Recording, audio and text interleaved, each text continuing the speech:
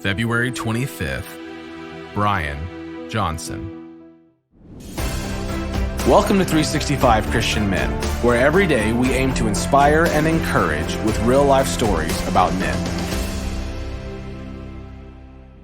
Brian Johnson writes award-winning music, speaks professionally, and he is the co-founder of Bethel Music and WorshipU with his wife, Jenn Johnson.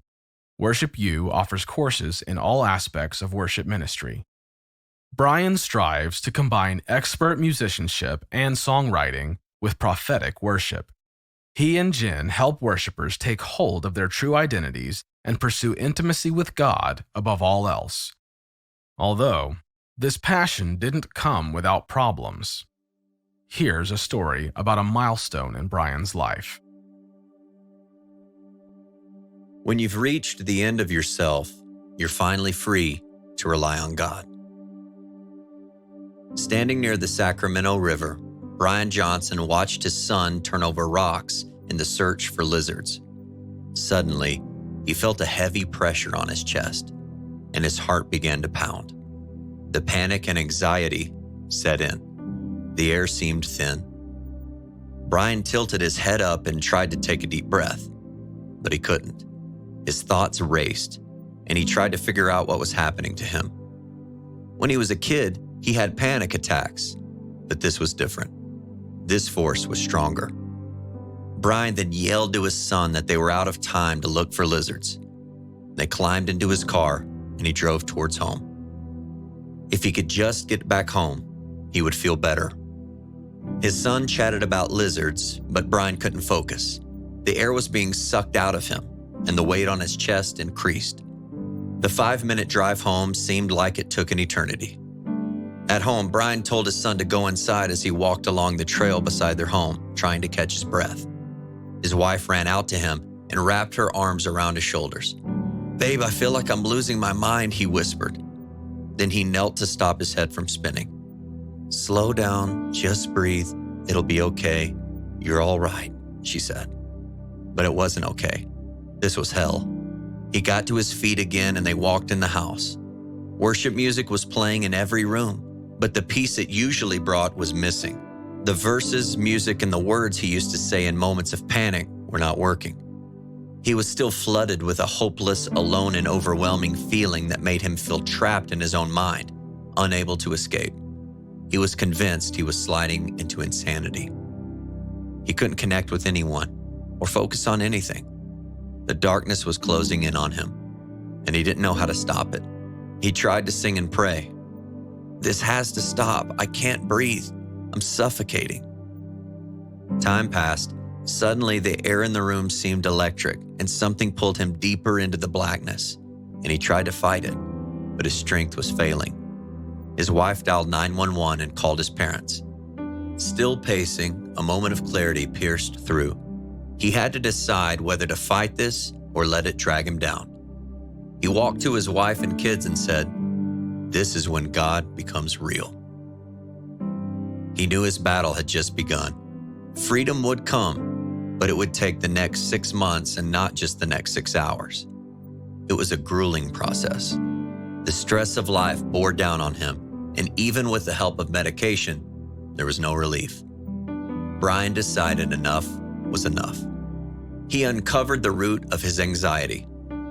Unforgiveness and pain from ignoring conflict and pushing through complexities of life had caused him to pop like a balloon. Recognizing that we're not made to carry the stress alone, he finally understood why his body had turned on him. It was telling him to stop and take a look inside. Brian said, "Our culture often teaches us to man up, instead of admitting that we're really hurting or feeling any pain.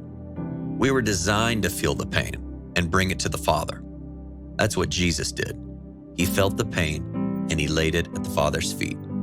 I thought I would never escape the anxiety and panic that consumed my life, but God did what only He can do." Brian later said, "Consider it a gift when God becomes your only option." 1 Corinthians 14:33 says, "For God is not a God of confusion, but of peace."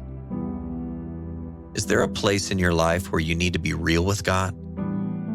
When you've reached the end of yourself, you're finally free to rely on God.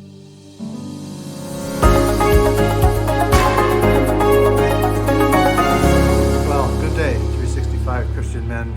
My name is Russell, and it is February 25th.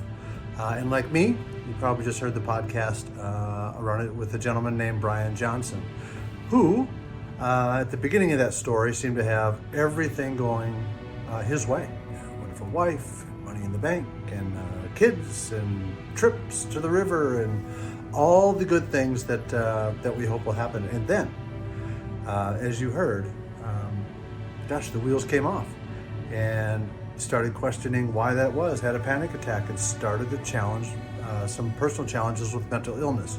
I will tell you that I'm so blessed. Mental illness has not been a part of myself or my family, but I know that there are men out there that are challenged with this without a doubt. And I guess the question is how do we handle those things when they arrive? You know, this is a challenge. I guess I would speak to the men that haven't had that, because that's all I can speak to. If things are going well, and they are for many of us, you know what, let's just give thanks to God for all of that. But let's also prepare our hearts and our lives to start and get ready for the challenges that are ahead of us. And I know this, and I wrote this down, it says our true character is exposed when we are under stress.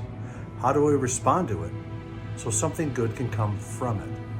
And I think that's really good advice, I think, for this group. You know, let's just really take joy, take gratitude in the fact that things are going super well for us right now.